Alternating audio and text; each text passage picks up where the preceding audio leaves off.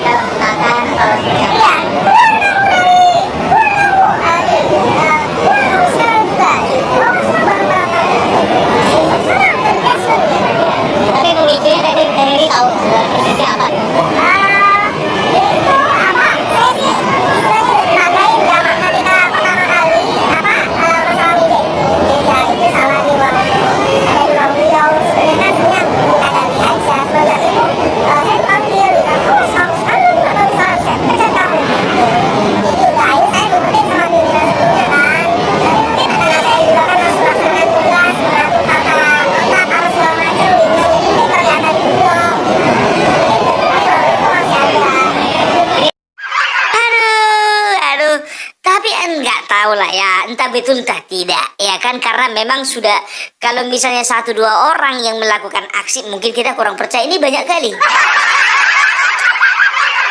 Ya, biar tahu kalian, ya sebelah sana mengatakan bahwasanya, Opung, coba kau tengok dulu, menteri itulah pilihan daripada si Mulyono.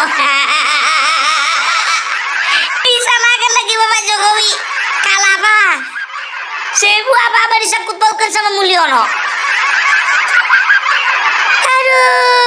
Aduh, jujur aja lo ku bilang ya, kalian itu tolonglah kasihani diri sendiri lah. Nggak perlu kalian komentari. Dan tahu nggak kalian ya, sebelum masuk ke Bapak Satrio ini, ya kan, aku sebetulnya agak kasihan juga itu kemarin sama Stella Christy. Kenapa bilangnya? Karena ada salah satu politisi dari PDIP. Namanya Sofyan Tan dari Dapil Sumatera Utara mengatakan bahwasanya Stella Christy ini sudah diimpor dari Cina.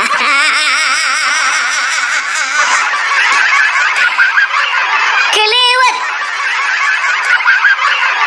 Ada tuh kalau kalian tengok di TikTok itu ada pernyataan dari Sofyan Tan. Ya, ketik aja. Sofyan Tan mengatakan Stella Christie diimpor dari Cina. Terus nongol itu.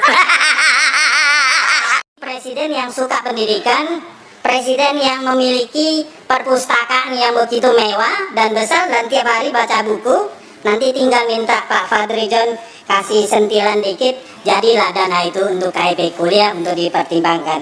Dan menurut saya ini adalah faktor.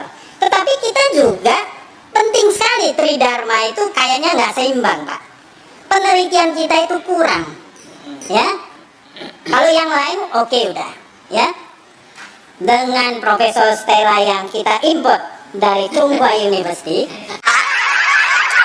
Nggak habis pikir aku coba. Kejamnya seorang DPR mengatakan diimpor. Aku makin kesini kok makin nyungsep orang ini, apa namanya, bahasanya makin aneh-aneh. Padahal bukan bilang apa loh. Sofyan Tan ini ya berasal dari Sumatera Utara, ya kan? Stella Christie juga dari Sumatera Utara. Sama-sama orang Medan. Satu kampungnya digitukan ya. Biasanya di mana-mana anak Medan itu rela mati demi kawan. Nah, ada anak Medan kayak gitu justru harusnya bangga lah ketika ada perwakilan dari daerah kita menjadi menteri, ya kita support. Dia keluarkan bahasa-bahasa apa diimpor. Kok kira itu benda? Enak aja. Kok kira jualan itu? Marah bapaknya nanti. Udah tahu kalian kalau bapaknya orang Medan marah kayak mana? Kalau orang Medan tahu kalau lagi marah nggak nampak telinganya.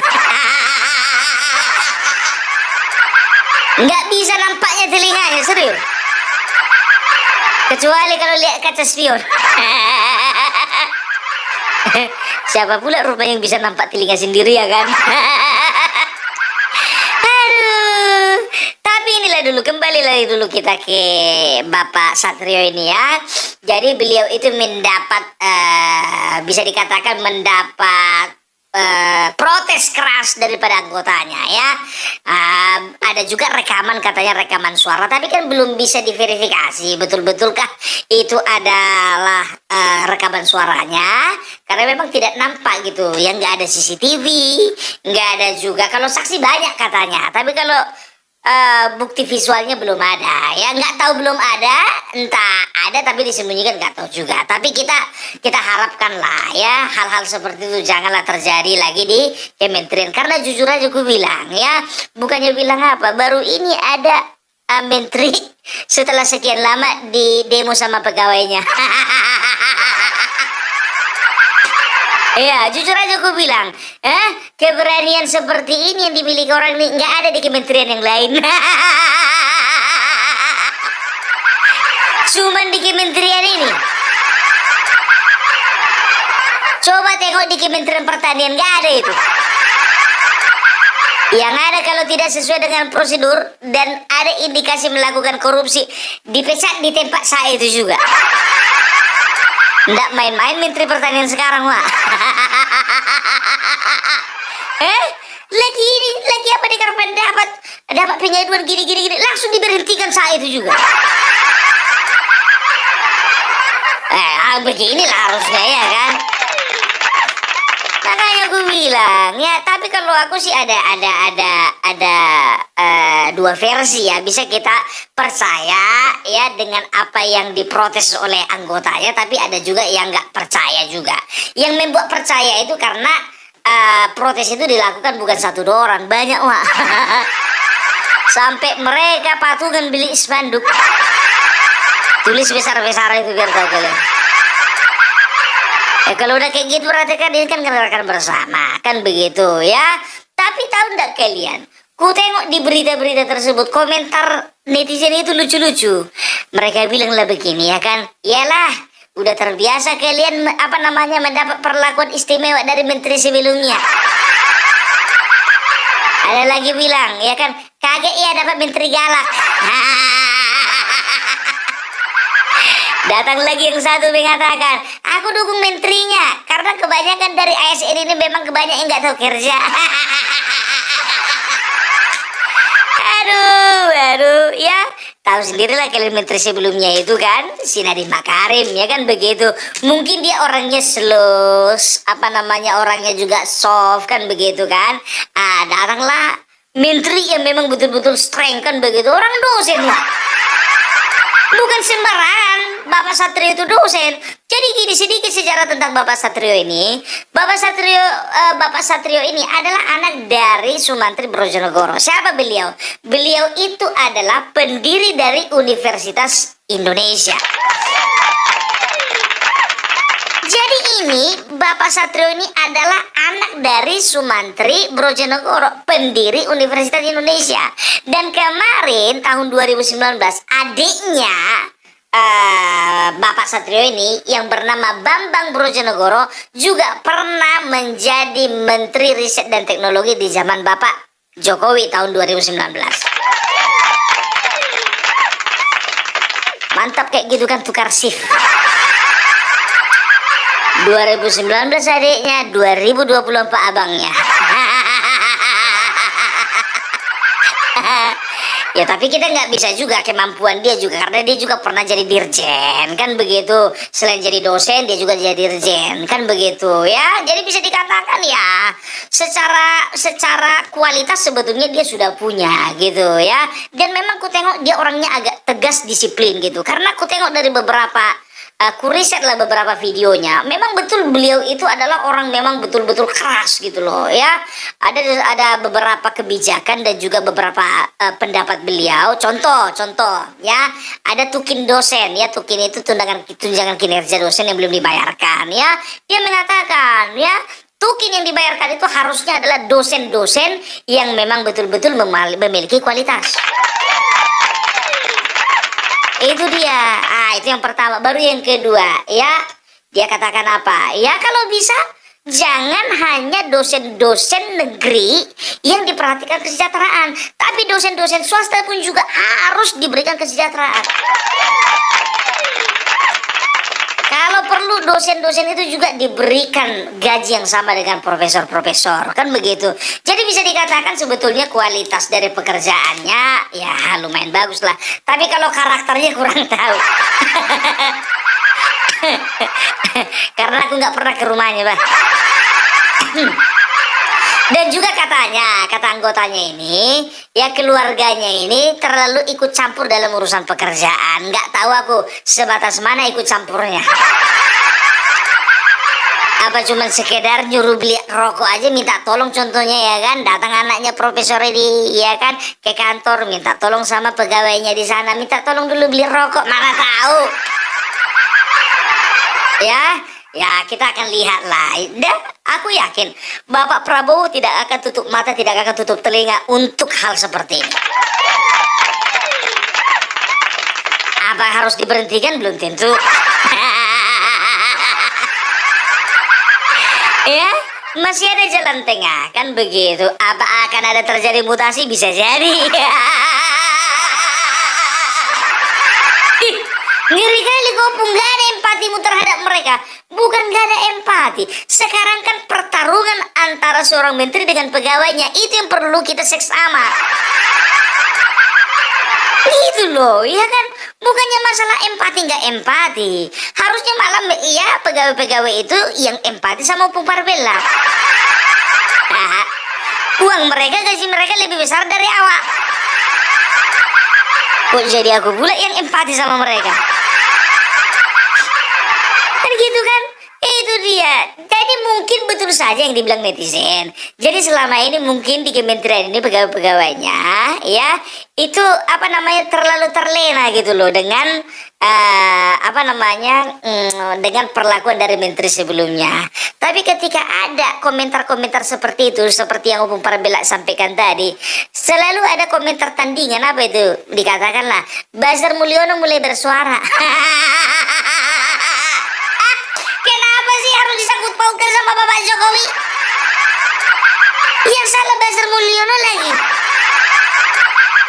Ini kita kita sedang berbicara tentang menterinya Bapak Prabowo, bukan Bapak Jokowi.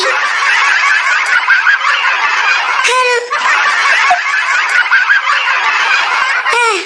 Ya makanya aku bilang ya kita nggak tahu nanti seperti Gus Miftah contohnya mendapat teguran dari Bapak Prabowo lewat sekretaris kabinet, kita nggak tahu juga ya kan.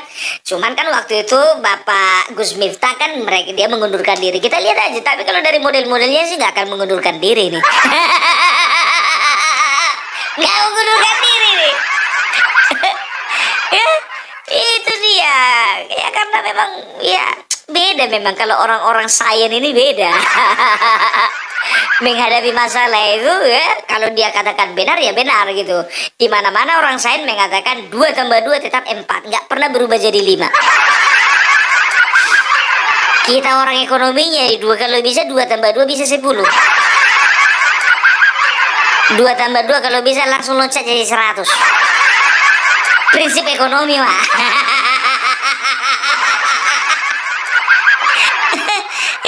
Itu dia ya, jadi mudah-mudahan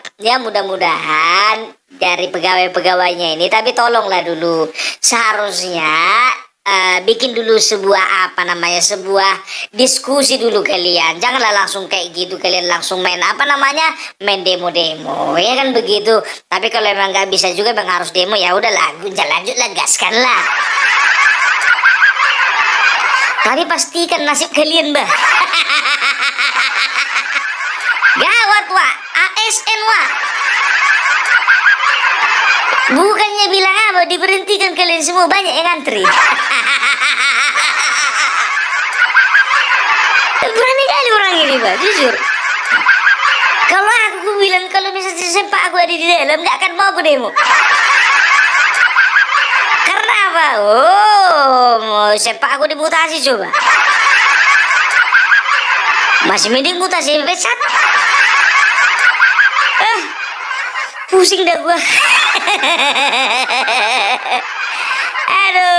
Aduh, ya tapi itulah dia. Ya kan orang kan juga punya kepemimpinan yang beda-beda ya.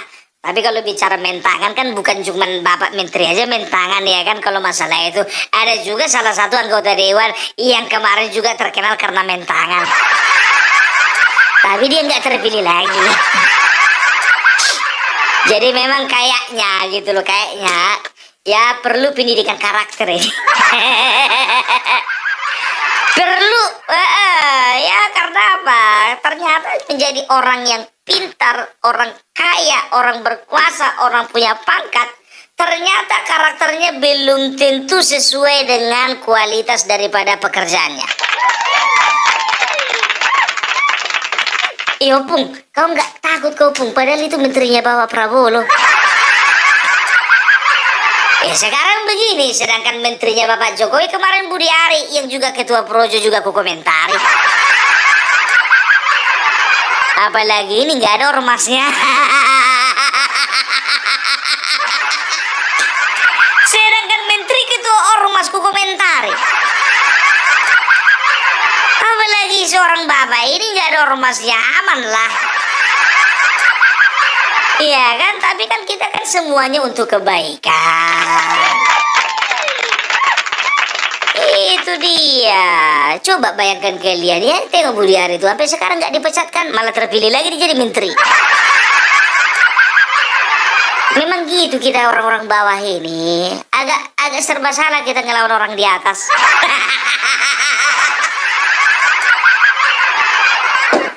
Gitu loh ya. Tapi ini masukan yang bagus, ya. Dan keberanian seperti inilah yang perlu dicontoh oleh orang-orang lain kan begitu. Tapi masalahnya mereka mau mencontoh atau enggak?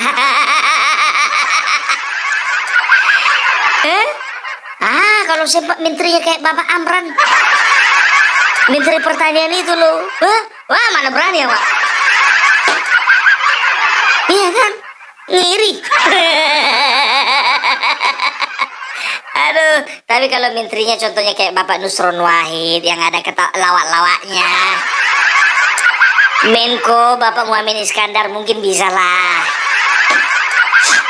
Ya, Tapi itulah dia, kadang-kadang gini loh ya, kementerian itu kan tidak semuanya diisi oleh orang politik, tapi juga oleh teknokrat kan begitu. Jadi orang-orang yang memang betul-betul ahli di bidangnya. Jadi beda pembawaan seorang politisi dengan seorang akademisi itu beda memang ya. Ya mereka itu kadang terkesan lebih tegas, lebih keras kepala ya, mereka itu lebih bisa dikatakan mereka itu agak kurang bisa kompromi dengan hal-hal yang menurut mereka tidak sesuai dengan standar mereka kan begitu. Nah sebetulnya ini bisa dibicarakan juga lah ya dengan Bapak Sekretaris Kabinet, Bapak siapa namanya itu yang ganting-ganting itu loh, Bapak Teddy ya. Mudah-mudahan ada jalan keluar ya. Kalau dilihat dari kinerjanya kayaknya nggak ada yang nggak bagus nih. Gitu ya, malah dia katakan ada salah satu yang agak kontroversi. Dia katakan apa? Ya, kita kekurangan dokter. Tapi satu hal, jangan pernah lagi diberikan izin kepada fakultas baru untuk membuka universitas baru untuk membuka fakultas kedokteran. Loh, kok bisa seperti itu? Pikirku begitu kan? Apa dia bilang? Yang perlu kita tingkatkan adalah kuota mahasiswanya. Alasannya apa? Alasannya karena dari mereka ini banyak yang orientasinya bisnis. Itu beda pola pikir seorang akademisi dengan bisnismen. Kalau bisnismen itu ya berpikir ya kalau makin banyak yang membuka fakultas contohnya ya makin banyak uang masuk kan begitu. Tapi kalau beliau enggak, dia itu tahu dia ya ini sesuai dengan visi misi yang disampaikan oleh Bapak Prabowo ya. Maka dengan untuk pelayanan kesehatan, tapi kita jangan korbankan yang lain dan juga jangan biarkan ada pihak-pihak yang mengeruk keuntungan dari kebijakan pemerintah. Udah cocok aku jadi menteri. Iya kan? Nggak cocok Lampung jadi Parbela jadi menteri, cengengesan. Apalagi Kementerian Pendidikan Tinggi, Sains dan Teknologi. Nggak masuk Bu, nggak masuk. Ya doakan kalian lah aku jadi menteri. Nggak dapat jadi menteri, minimal jadi mantri. Aduh. Oke, jadi itu dulu dari Opung Parbela. Mudah-mudahan ada solusi dari kedua belah pihak, ya kan, antara Bapak Menteri dan anggotanya. Mudah-mudahan jangan terjadi mutasi.